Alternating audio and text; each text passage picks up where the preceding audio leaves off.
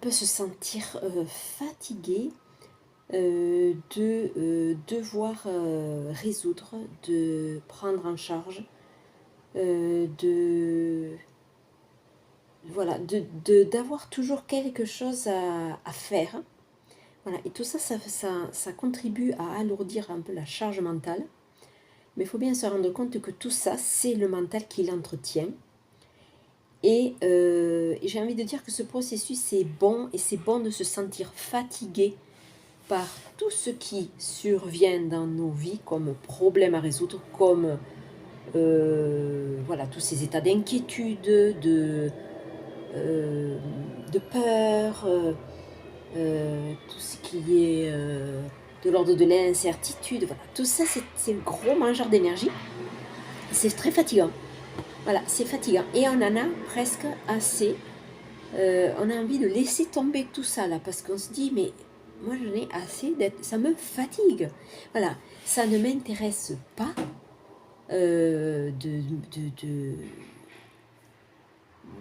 ça ne m'intéresse plus d'accorder trop d'importance à tout ça. Voilà, et encore une fois, je sais qu'il y a des personnes qui se disent, mais moi, je n'ai pas le choix. En fait, je pense que oui, on a le choix, mais on pense qu'on ne l'a pas. Et on a le choix en mettant au centre de notre vie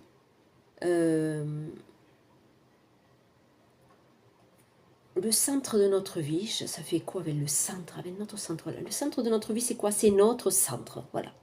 Et c'est pas la personnalité avec le mental qui a toujours un problème, une préoccupation, une peur, une tension, voilà. Donc, l'idée, c'est de revenir un peu dans un espace hors du mental et de faire que cet espace soit plus vivant que ce que le mental est toujours en train de ramener. Voilà. L'idée, c'est un peu de caresser le mental dans le sens du poil et de lui permettre de se détendre un temps. Voilà. Donc on met le mental de côté et on peut dire ça son mental, je dis maintenant tu vas te reposer. On le met de côté et on s'adresse et on entre dans un espace intérieur qui est fait de vide très confortable. Voilà, c'est un vide rassurant, hein. C'est un vide qui est plein d'informations, mais d'informations voilà, que certains qualifient d'amour. Alors moi, j'aime pas trop parler comme ça parce que l'amour, on fait des assemblages, voilà, et l'amour est relié à l'amour humain, etc. Donc, c'est un espace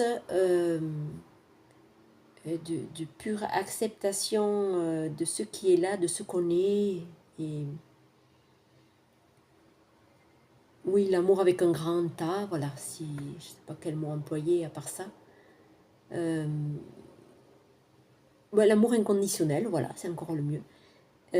Donc, c'est un espace qui ne demande rien, qui invite. C'est un espace de détente absolue parce qu'en fait, il y a rien à détendre. En fait, c'est un espace où il n'y a plus le corps matériel. Il y a à se reconnecter surtout avec ce qu'on est à la base, c'est-à-dire des êtres énergétiques. Et donc, cela permet de se rendre compte que quand j'étais dans mon problème, dans mon inquiétude, j'étais très loin. Combien je me suis éloignée de moi. Voilà.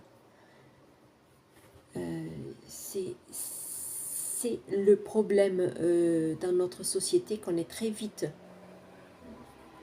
trop dans le mental. Voilà. Et donc, ça, c'est à chercher à rééduquer aussi. Vous voyez, c'est dans des espèces d'habitudes qu'on a pris. On nous a beaucoup habitués à être dans le mental, hein, quand on passe des années à l'école, au lycée, à l'université, etc. On est beaucoup à alimenter les pensées finalement. et on n'a tellement pas laissé de place à ressentir et à se laisser se détendre dans un espace donc qui n'exige plus de compétences, qui n'exige pas d'être d'une telle manière, qui n'exige pas d'être dans un moule, en fait qui n'exige rien, qui ne demande rien, qui est inclusif, voilà. Donc dans cet espace-là, vous pouvez vous permettre un moment de lâcher pur, hein, c'est-à-dire que plus rien n'existe. Et si vous êtes bien au contact de cet espace, le petit sanctuaire intérieur, eh bien, vous avez même oublié que vous étiez dans telle ville, dans votre logement, sur votre chaise, etc. Voilà. Donc, c'est des espaces de détente qu'il est bon d'intégrer dans sa journée quand la charge mentale, elle se fait trop importante. Voilà, n'oubliez pas votre sanctuaire intérieur.